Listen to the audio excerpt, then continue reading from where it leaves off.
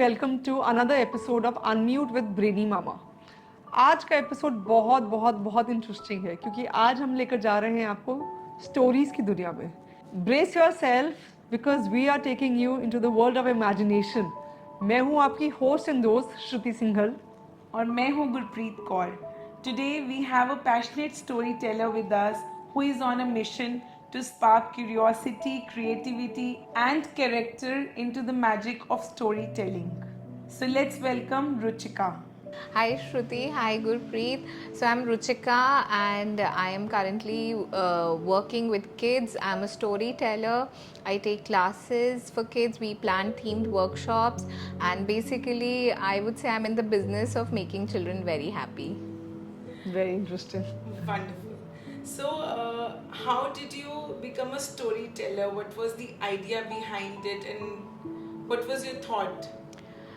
Of course, it started with my own kids, but more so in COVID when everybody was dealing with learning difficulties and schools were also coping up with the how and what to do.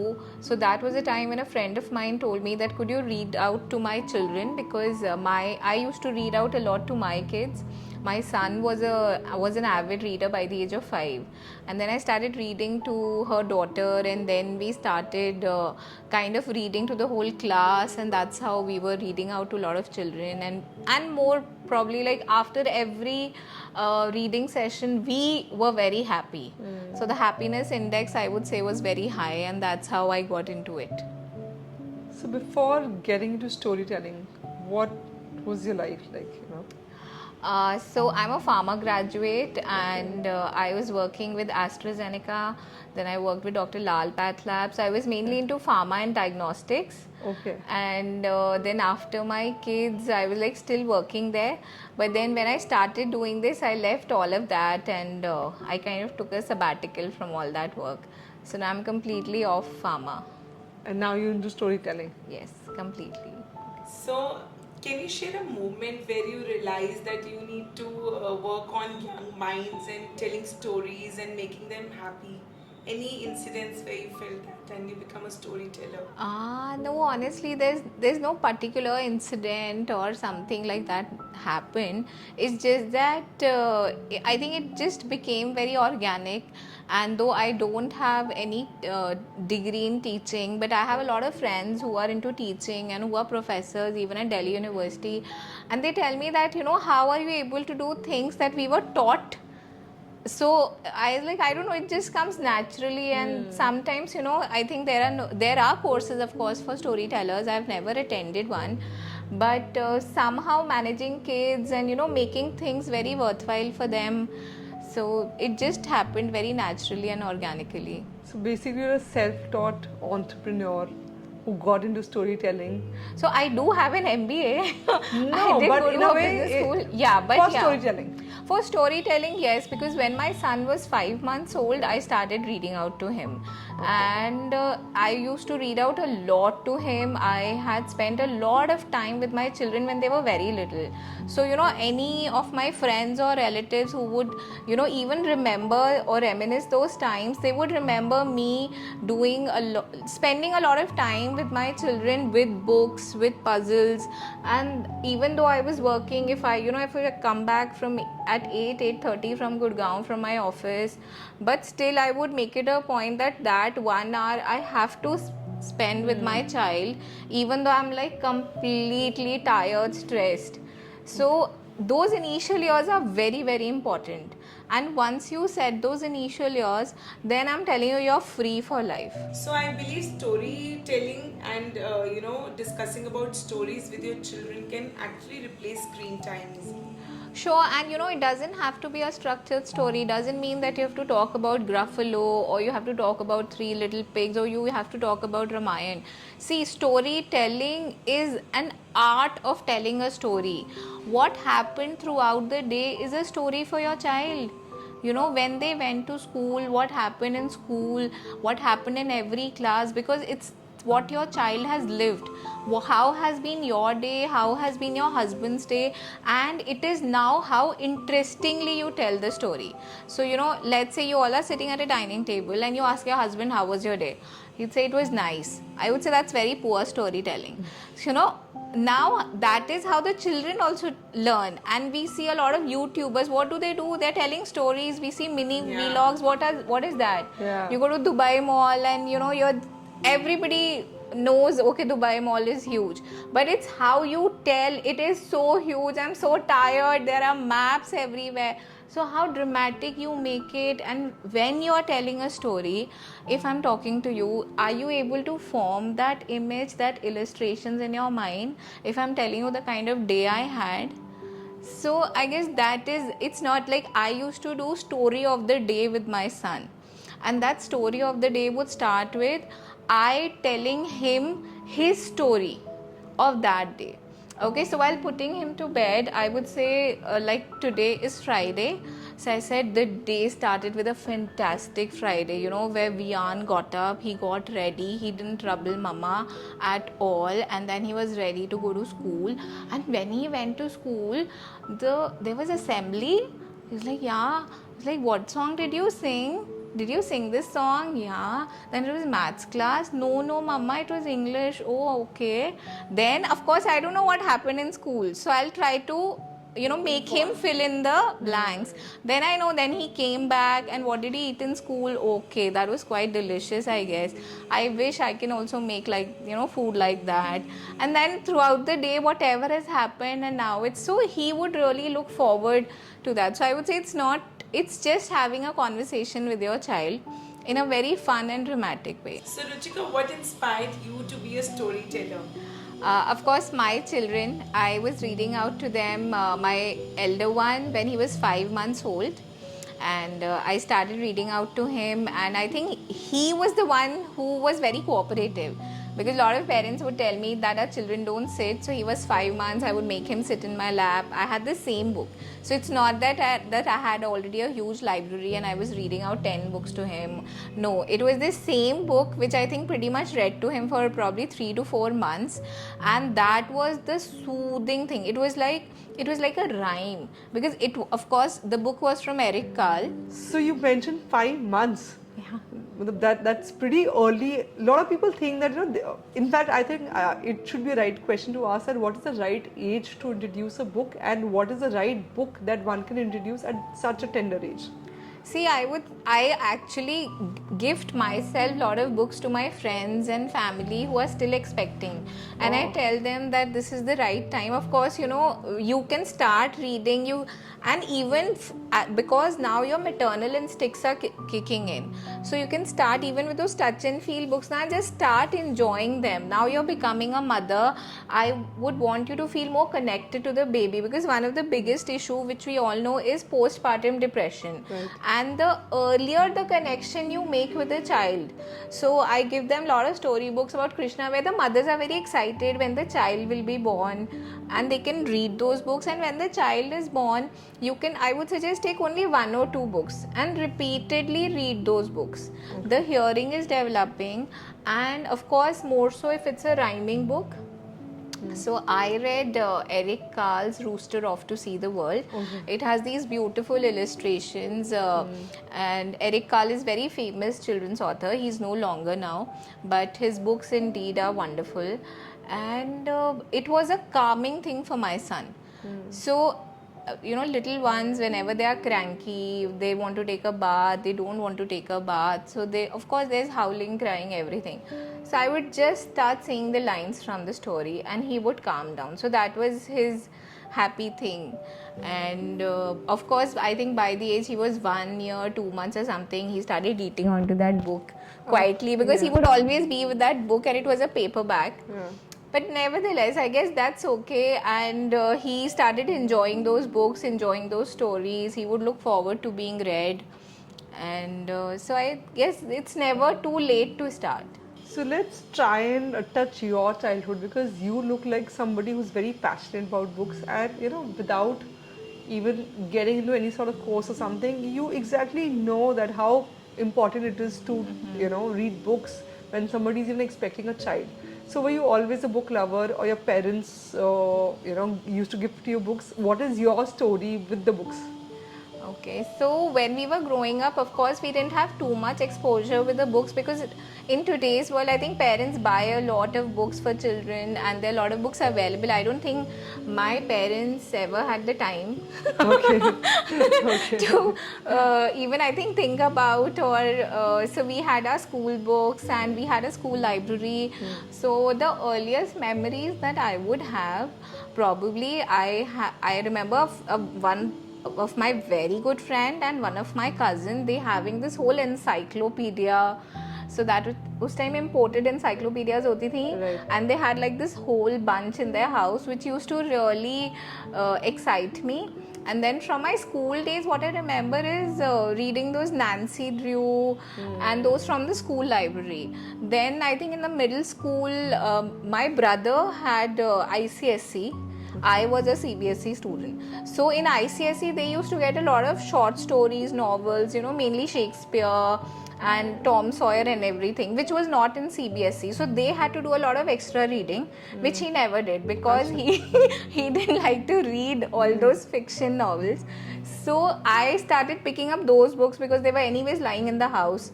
So that's how I read Tom Sawyer, that's how I read, I think, Count of Monte Cristo, and all those things. I got an exposure, though in CBSE we never had, and it was nothing was pushed.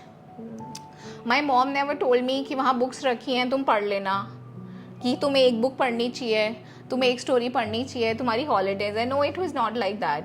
Similarly, there was no pressure on my brother also that simple सी बात थी, question answers करने भी होते थे, कुछ करना तो होता. There were 100 of means to do it. Like if today we have internet, that time also we had kunji and guides available to do a lot of homework. So that means you always were glued to books. As like books. I wouldn't used to say excite. glued to books, but yeah, I would pick up things, and when you're growing up, then you pick up more genres. And then I started reading Harry Potter, I think around middle school. That was also very fascinating. And then you pick up more novels, books. So in fact, but like few years back, I read Mahabharat. Acha. And when I was growing up, I never understood Mahabharat, and Mahabharat is my favorite story now. Okay. So you're talking about Mahabharata. It is your favorite book, and you have been an average reader, you mentioned. So what is so special about Mahabharata? It is our Indian mythology. Why it is so special for you? So first, let me rectify you. I don't even consider mythology as a word. I don't think Ramayana. So I am, that believer that Ramayana and Mahabharata are the rich cultural heritage and our past. And secondly, now I actually understood it completely. I think when I was growing up, it just seemed very complicated, too many characters, what is happening. And when you're growing up, you don't really understand what are they really fighting about.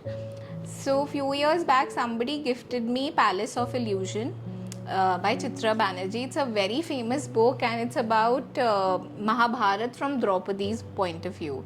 And I think now when I started reading it, I understood the characters, their layering. And maybe when we were little, we really did not have such books to also read. Then I got a copy of Mahabharat in rhyme by Sia Gupta for my son, who's 10-year-old, because he loves Ramayana. I think he must have read 50 versions of Ramayana wherever he could get hands on. So that's when I thought it's time to introduce him to Mahabharat. And I was surprised the way he knew Mahabharat now and the way he knew characters. It is just, again, it brings me back to the point, introduce the right book to your child. And of course at the right reading age. So every reading age is different. So if I am 7 and you are 7, our reading ages are very different because it depends on our past exposure of books. So selecting a book does not depends on the age. It depends on the reading age of the child. See, your child could be 7, my child could be 7, but you say मेरा बच्चा अभी तक सिर्फ school की books पढ़ता है, ठीक है? And I have exposed my son from the age of 5 months. So my son would be reading chapter books. My son would be picking his own books. I don't have to hand him over anything. So that is why there is a lot of difference. Because the child already has that kind of exposure of selecting the book and picking their own. And what they like to read. So some children would like fiction, some children would like books on geography, they would like encyclopedias, they would be fascinated by solar systems. So even if even if a child is reader, not necessarily कि उसको encyclopedia पढ़ना पसंद होगा. He could be more glued to fiction. उसके लिए वो imagination, creation, that magical world, everything is important. So tell me something, like I have 2 kids. So as a mother, you would introduce same thing to both your kids, because that's how. Not really. No, it's like, let's say if I have read books to my elder one, I would probably do the same thing with my younger one also. But at times the child is also very different. Like one child would show interest and the other one would be like completely opposite. So in that case, what tips you could give us so that we can, because reading is a beautiful habit and it's like it keeps you informed, it helps to improve your vocabulary. So what tips you can give so that we can encourage kids to read? So Shruti, I think your question is bullseye because I have 2 kids and they both are poles apart. Yeah. They both are absolutely poles apart, and one is of course very avid reader, and the other one I think is too much into activities, sports, everything he'd like to do. But yes, so if Vian was read Rooster Off to See the World first, Yuvan was read Brown Bear, and what happens is with your first child you actually put in a lot of effort. With the second child, you don't really put in too much effort because a lot of things happen organically. Plus, the second child has the first child around, right?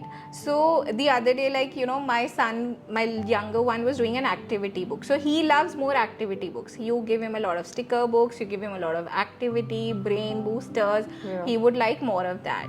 So then my elder one also came. Then they made a game in itself. We'll turn the page, you do this page, you do this page. There were 7-8 activities. Whoever completes first is the winner. So I let them be. I wasn't bothered whether the handwriting is coming bad, what are they doing. What is more important is they are spending time together. So with the second child, that dynamic really changes because now that child is not exclusively spending time with you. Yeah. Now the child is learning more from the elder one. And of course, children are different. Your parenting style is very different. Your first child would, do you have a sibling? Yes. So would you say your parents had the same parenting style or a different parenting style with I have both? always believed that, as a parent, you would bring and do same things for both your kids. But you are absolutely right that with the first one, because we are the first timers, so you put in a lot of extra effort. And with the second timers, there's another mom in the house. That's your elder one. So basically, the second one is dealing with both the moms. You as a mom and your elder child as a mom. So I'll tell you one basic difference also. See, when your first child is there, if you remember, now you can go back thinking. Yeah. So the first book came, the second book came, the first toy came, the first puzzle came. You remember, it came sequentially. Initially, you would also go out to buy. right. With your second child, I doubt if you had gone to buy, because first your home was loaded. Secondly, the second child is already saturated seeing everything around. It's not as sequential as it happened in the case of first one. That's Right? a beautiful perspective actually. And it entirely changes. See, the first child would always be very interested when the first blocks would come, and you would say वो तो block से इतना खेलता था, ये खेलता ही नहीं है, क्योंकि जब तक वो आया तब तक ब्लॉक्स के साथ में उसको 15 चीज़ें दिख रही हैं. So there was already so much clutter in the house. But your first child got an experience. His first birthday party. Now second, you have to go to a birthday party. Can please both of you go? Is it okay if the moms don't go? But in the first one, you're so excited. Oh, he's going to a birthday party. Yeah. In the play area. Second ones are given more exposure. Of course, because they're more experienced. when you go to a play area with the first child, you are the one who's going. You have also done the slide. You have also been in the ball pool. Will you go with the second one? You would say, नहीं यार अब तो बहुत play area कर लिया शायद हमने. second में तभी इसलिए ज़्यादा independent होते हैं. Of course. Because they are not used to having us that And from a child's perspective, trust me, the first child will tell you that how you have been a different parent, and the second child will tell you how you have changed, your maturity has changed, where you used to. There are a lot of parents who come to me and like, Ruchika, ye question. Matlab, you know, they would have so many queries, and I'll just say, it's the single child syndrome. Please have another child. Most of your problems will be sorted, and have a third child. Then you will not even remember that God. your life will. So they're like, that's not a solution. I'm tell them that's the solution. Then you will not even remember who's Ruchika with 3 children.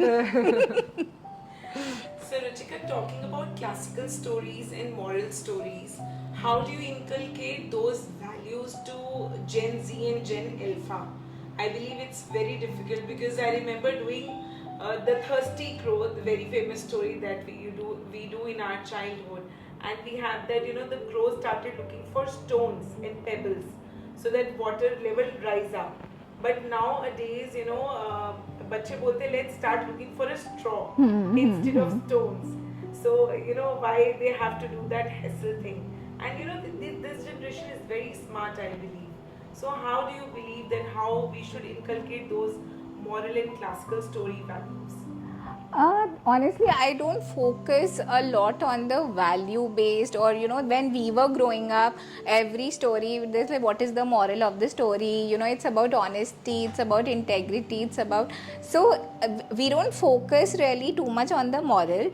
And the crow story, I also read the modified version when my son was in class 1. It was uski Hindi ka first chapter tha ye, and I was very amazed. I was like, yeah, this is such a nice idea. You know, finding a straw, because when we were growing up, straws ऐसे कूड़े में पड़ी नहीं होती थी. Okay, but this is the, you know, harsh reality that आजकल है, or actually you would see pigeons and everyone picking them up for their nest also. So, and this is how creative writing has emerged. So, when we were growing up, we really did not have too much of creative writing, even in the schools. But there's a very famous story called Giraffe Can't Dance. You both might have read that book. Yes. So I take creative writing classes, and in one of the class, the assignment was write a sequel to Giraffe Can't Dance. Oh. Okay, so there are a lot of books which have sequels, right? So this is how things have started emerging, where you allow the children to think.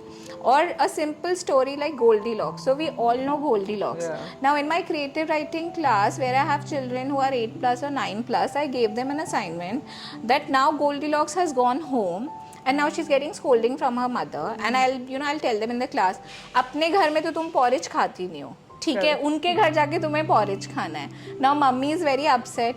Now mummy is saying you write an apology letter to the bears. So this is where letter writing. Now this is informal, casual apology letter writing, and that is how the children develop that creativity. Where okay, now they are imagining. Now what will she write in the letter?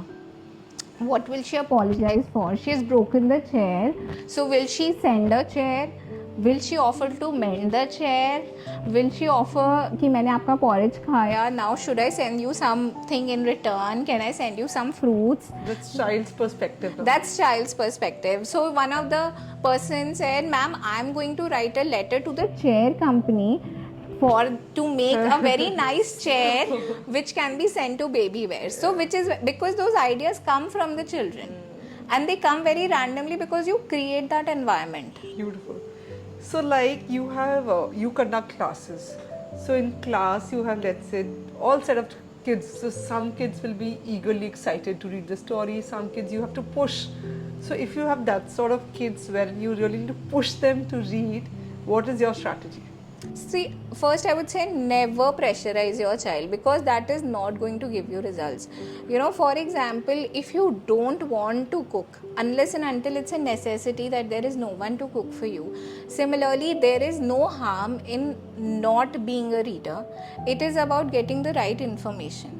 So it has to develop naturally. If you don't want to play basketball, but you say, no, my parents really think that I should play basketball, or you know, if you don't want to do gardening, let's say, but your parents say, no, beta, it's for the future, you'll not know plants. So similarly, I would say for reading, first parents need to accept that it's okay if your child is not a reader. Okay, we all have grown up, we all went to school. Not everybody was a reader. Nevertheless, we studied our school books, we have given exams, we've given competitive exams, and people who have been in the best of places have given up everything to do gardening. Right. Right? So there are people, like I was telling my son who's just given class 5th exams, now he's in class 6. I told him, now you can decide what you want to do because you have enough education to do a lot of things in life. You have enough education after class 5. If you want to do something, you don't necessarily need to go to college. Right? So he said, Mummy, aap kaisi baatein kar rahe ho? I said, no, I'm telling you something very frankly. Because such statements are not expected out of parents. So they would want you to take all sort of degrees, follow the pattern. See, I think parenting is changing, and especially because, you know, I have a lot of friends. I know a lot of people. I have a friend who went to IM, then she was in HDFC for 4 years, and she said banking was not my calling. So I decided to go into jewelry. Then I did jewelry designing, and I was like, I don't want to do jewelry designing. I can just buy and label and sell. And her parents thought, is she mad? What is she doing? She's so educated and she's so happy. And now that things are changing because now we are parents. We are those parents. There are stand-up comics coming. There is no degree for stand-up comics in Harvard or Stanford or, you know, in IIMs or IITs. But there are a lot of IITians who are coming out to be stand-up comics. So it's not they're taking out the jokes from physics or chemistry. True. Right. So it is, every person is built differently. There we have sports person like Hardik Pandya who never went to school. Right. But eventually now he has started speaking English where he needs to. It's not that he's speaking in English with everyone. He's speaking in his local dialect.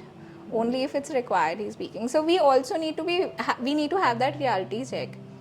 Right. So I believe as parents also we need to change our perspective, that we are giving so much of exposure to our children, so we need to give that kind of authority to them Of to take course. decisions for themselves. See, So as a यहाँ पे parent, parent का role important. because then the parent will not be in for a shock. You're understanding that if though of course you know times have changed. I'm sure you're not telling your child आपको doctor बनना है बड़े होके. Of course, you know, but then like recently I met one of my cousin and she was so worried and she said my parents, you know, did not give me that much exposure. I did not have career counseling. I told her, what rubbish are you telling me? You went to a school, you did not know कि doctor बन सकते हैं, engineer बन सकते हैं, teacher बन सकते हैं, pilot बन सकते हैं. So I was like, what? You think your parents knew उस time पे YouTuber बन सकते हैं? So of course they knew all the well-paying jobs. You knew what was well-paying that time. Now things have grown to a different proportions. Now photography has come up and you can do what not in life and make money if you have the mindset to make money. Absolutely. And now financially also we all have much better financially stable background as compared to what our parents had. So for us to go out and be financially independent and to make something, of course there are people living in rental accommodations, but there are still many people who have more than one property they are holding, they are gaining rental income, and things have really changed now. So I believe that's an eye opener for us as parents. So we need to have that confidence in our child कि वो आगे बढ़ के अपने decisions खुद ले. See, I was exposed to everything. I would not say my mother took me to the swimming class. I was 7 years. I was not jumping into water. She threw me in water. Yeah. Okay, I was taken to art classes. I was taken to a lot of dance classes. I was taken to a lot of drama classes. I had done shows as a child. I had done dancing with Ashley, dancing with Shamak.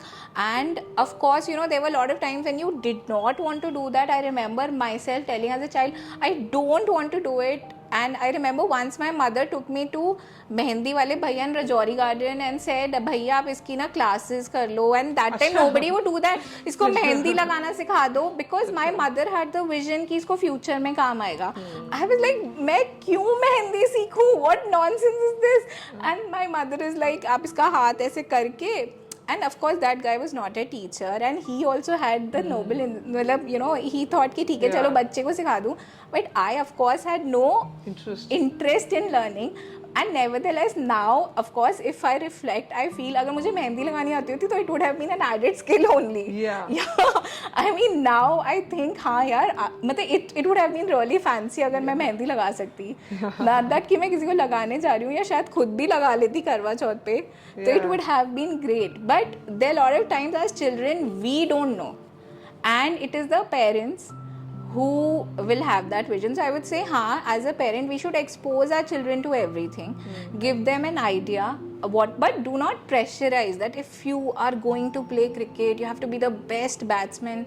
See, Virat Kohli himself, his coaches, his parents knew he was brilliant. It was not that it was after the age of 20 he was discovered. No. Even when in Pashchim Bihar he was going for his cricket coaching, everybody knew there, all the children, my cousin used to go there. There was a name Virat Kohli. So there are child prodigy. We have to understand anybody who's playing billiards is a world champion. वो अलग से पहले से पता चल जाते हैं. So I'll tell you, like once my son told me, Mummy, I'm selected for dance. I was like, you are selected for dance? I was like, are you sure? He was like, yeah, आप मुझे doubt क्यों करती हो? I said, and he has 2 left feet. Okay. Then I said, Acha, what are you dancing? So he said, some song. I said, Acha, where are you standing? He said, 4th row. I said, how many rows are there? He said, 4 rows. I was like, oh, now I understand. Unko jagah padni thi us din. But as a parent, you need to have that reality check ki kya ho raha hai, because it obviously comes as a shocker to me. Why are you selected for dance? So coming back, like coming from your reference, I think you just mentioned that as a parent, we need to find small techniques, or we need to have an eye to figure out that what a kid is good at, But in today's time, storytelling is associated with a lot of things. It is associated to creative writing, to better vocabulary, to have better understanding, and it's always associated to the fact that once a child reads a story, in the future he would do his homework by himself. He would be able to understand the textbook and questions better, and would be able to perform extra exams also. Of course. So now the problem is there are a lot of kids who are not interested in reading. Okay. And we as a parent, like you said, it's okay, don't push, but we as a parent would want to bring this aspect in their life because we feel that in the longer run it is good for them. Sure. उसके लिए आप कुछ बताओ so that we can just do it so that the kids can perform well in life. I would say yes, start early. Start reading out to them as soon as possible, because in the early years you are reading out to them, so it is your energy which is going to them. Secondly, pick up the right book. Please don't go to the nearby stationery shop and pick up Alibaba and Charles Chore for a 2-year-old, because the child is not going to understand anything, right? Okay. It is, the context is completely not present in front of him. So pick something that the kid will also be able to relate little bit. Thirdly, till the time the child, now that is all the effort from your side only right now. Okay, if you're doing storytelling regularly with your child will fall in love with your books. They would be able to comprehend the books. Of course, they'll be able to reply to your questions. So comprehension is also very important. And currently there's a lot of bhed chal around phonics. Okay, and everybody is doing phonics classes. But what they don't realize is phonics or handwriting classes doesn't teach you comprehension. Right? And then बच्चे वो तोड़ के words पढ़ लेते हैं, and parents are very happy, give us phonic books, let us read Fat Cat Sat on a Mat. The child is not, why will the child, would you be interested? Yeah. If you want to open Netflix today, do you always watch Oscar winning movies? Right. There'll be a time जब सोचोगे नहीं यार आज तो welcome देखते हैं, मतलब बिल्कुल ही हाँ 10 मिनट देखी 15 मिनट देखी, अगर बंद भी करनी पड़ी, so it's not a miss. So what kind of difference do you see in a child who is regular in reading and who is not regular in reading that much, not kind of interested in reading? So I mentioned about a reading age of the child and the age. Right. Okay, so now when I say these are the right books for a 5-year-old, but if the 5-year-old has been exposed to a lot of different books, then the book recommendation will change. So whenever I tell parents that I'll curate books for your child, but in that I have a few questions: what your child has been reading, what interests them, that is very important, so next set of books can be given. But if a child who's 5, who has never been exposed to any such children's illustrated nice books and have already been only been doing the school books, so then the reading age is very different, and we need maybe, obviously pop-up books are very nice for children, but again वो कौन सी pop-up है, क्या story है, is it really fascinating or it's just another pop-up, and then fiction non-fiction भी बहुत matter करता है. So now storytelling is a lot in trend. If I talk about trends, and there are a lot of libraries which are also selling packages. Like if I name a couple of them in Delhi, which are very famous, like One Up Library in Vasant Vihar, where they make a package where you can read books. There's storytelling sessions. So how storytelling has evolved over the times, and you also see some sort of business that the storytelling as a category is bringing in. Yeah, of course. Storytelling has emerged big time, and in terms of business, it's making parents aware. That is one thing. It is generating interest, curiosity in the children. So if a child attends a session about, let's say, Gruffalo by Julia Donaldson, and they've never been read books too, so if it interests them, then the parent is in turn buying another 20 books of Julia Donaldson, and of course all of them are very nice, very great. I'm sure you must be reading them to your children. So it has emerged big time, and now storytelling is big in birthday parties. Okay. So पहले वो magician आता था, ये आता था. Now people want storytellers there, and children are very happy to listen to stories. So we do a lot of storytelling at birthday parties, and we do activities around them. And in one of the birthday party, I remember, like, the children were like, once more, and I read to them the book with no pictures. Wow. That's something great, because in today's era wherein everything is so technologically free, you want your kids to get back to roots and pick a physical book and read. In the time of Kindle, the feel of a book is completely different. It's very different. Yeah. So any tip you would like to give to our viewers, who are not professional story readers or who are new parents, how do they inculcate this habit of reading to the children? And how can they make it interesting? I think first thing is ditch your phone. That is very, very important, because children learn from us. And if we are glued to the phones, if we are on WhatsApp, if we are watching Instagram, or if we are playing games, how could you ask your child to please go read a book while I browse through the Instagram, right? So you need to ditch your phone, you need to co-read with your child. And even when your child becomes a reader, now there's a difference. That right now the child is reading picture books. You were reading, then the child is independently reading. Now it's time to promote the child to chapter books, right? Now again the child is going to have problem. Even if the child is a reader, the child is used to finishing a book in 10-15 minutes. Now you're asking him to pick up a book of 150 pages, 200 pages. So again you need to go back to the process of co-reading. And this is the reality. Even for a 7-year-old, if you want your child to read a chapter book, you have to sit with your child. You read one page, I read one page. They have to feel that excitement, and then the child will read. Even I'll say, in today's world, I don't know why parents are hell-bent on Harry Potter, and they introduce Harry Potter so early to the child. They don't understand the entire series is very dark. It is very dark, it is very depressing, people are dying, everything changes from the 4th book when Cedric Diggory dies. So those who have not read the book, I'm sure most of your viewers have seen the movies. And when Cedric dies, it's a big heartbreak. And a 7 or a 8-year-old, for them to understand. Then in the 5th book, I think Sirius dies. Right? So again, the godfather is dead. Harry already did not have mummy and papa. uncle, auntie were so evil. So why do you want to expose so much darkness to your child just in the name because Harry Potter is so fancy? So I remember my cousin, she's a Harry Potter fan.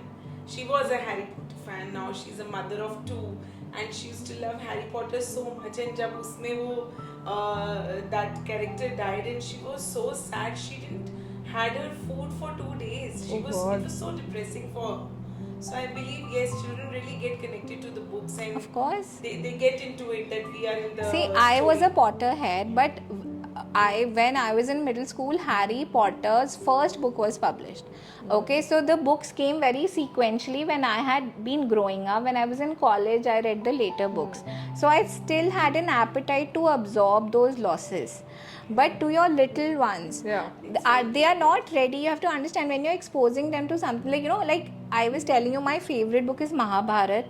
But when you finish Mahabharat, there are so many questions in your mind, and you're like, was it really worth it? All the damage that happened, all the loss that happened over, if only Duryodhan would have given that much piece of land to Pandavas. And it's not like it was all because of Draupadi. So there's so much layering, and the books, that is when you get attached to the books, when it leaves you with so many unanswered questions. Like similarly in a movie, see, movie is also storytelling. So there are certain movies you watch and you keep thinking about them. So there's a very famous movie that came recently, Animal. So I keep on wondering that if only Bobby Deol did not have to die. So basically, books help us to clean that dust on that, those questionnaires that we have in our mind. So more you read, No, I more think you get it into doesn't clear off the dust. It makes your mind question things, ponder over things. Which is like a creative side of हाँ, it. that why is this happening, question ourselves, is this right, is this wrong, and how we can make sure that we don't create so much mess in our lives the way it was in that. So it was a beautiful conversation we had, and we discussed about books so much. I believe it was very intense and very deep, and we learned a lot of things as parents as well. Yes. So now it is our fun round. Let's have a quick rapid fire. So Ruchika, tell us about your favorite story character. Draupadi from Mahabharat. Wow. One thing that Draupadi could have done differently. I think she could have done a million things differently, but then I think that's a very debatable thing. Yeah. But maybe not fallen in love with Karan. Okay. So one story you believe that every child should listen or read. Okay, I would say The Gruffalo by Julia Donaldson. One moral that every Gen Alpha or boomers or millennials should always stick to. Be kind. Beautiful. Any story you think you would have rewritten in a different way for this Gen Z or Gen Alpha? Never thought. I would love to write one. Now that we've spoken so much about curating books, so anything that you want to share with the viewers, wherein you could help them to find their level of reading or anything on those lines. See, there are millions of books available, and again, there are a lot of interest, lot of categories, lot of genres. But I do curate books, so I at any time have 2,000 to 3,000 books with me for sale. I also have a class library for my students, so all my students get to take books. I assign them books. So if you need books for your children, if you need books for gifting, then you can call me, we can have a discussion, you can tell me what are the interests, and then we curate books accordingly for the child. And we also do like birthday parties, we do return favors stalls, so that has become quite a big hit now because the children are totally loaded. So we put up like this beautiful book display, and when the child is leaving for home, they can pick a book from there, and that's more than enough. They don't need उससे ज़्यादा return gift उन्हें चाहिए भी नहीं. Perfect. So, very nice. So that's a wrap. Thank you so much, Ruchika. Thank you to just help us get into the books, to share little details about how parenting could help us as a parent to inculcate habits right from the beginning, and we had amazingly beautiful session, and we're looking forward to use those tips for our kids. It was wonderful, and we had a lot of insight about the stories and how we can inculcate those habits in our children. Yes. So, thank you, Ruchika. No, thank you. I feel really energized because when you sit in such a session, you get to reminisce everything that you've been doing. Otherwise, we just keep on going with our daily life. And I feel right now I'm so energized and I kind of feel so good about myself, about the work that I'm doing. All thanks to you guys. Thank you so much. Thank you so much. So thank you, our viewers. Thank you so much for supporting us. We've been really happy and grateful. There's a link right here. You can subscribe. Please comment. If you want to gift books to your loved ones, you know whom to call. You can just call Ruchika and find out the books of their interest. And be safe, be healthy, and stay tuned with us always. And thank you very much.